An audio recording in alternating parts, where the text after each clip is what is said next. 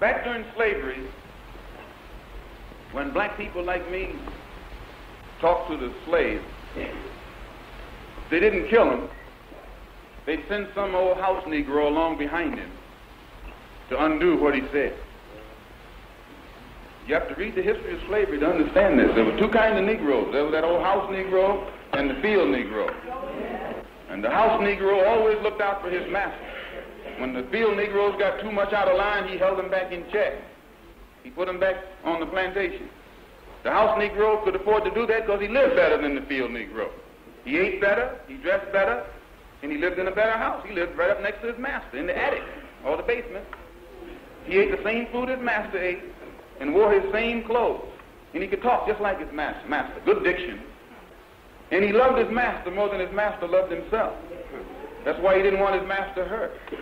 If the master got sick, he'd say, "What's the matter, boss? We sick?"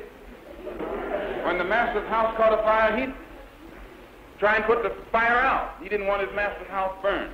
He never wanted his master's property threatened. And he was more defensive of it than the master was. That was the house Negro. But then you had some field Negroes who lived in huts, had nothing to lose. They wore the worst kind of clothes, they ate the worst food, and they caught hell. They felt the sting of the lash. They hated their master. Oh, yes, they did. If the master got sick, they prayed that the master died. If the master's house caught a fire, they prayed for a strong wind to come along. This was the difference between the two. And today you still have house Negroes and field Negroes. Yeah. I'm a field Negro.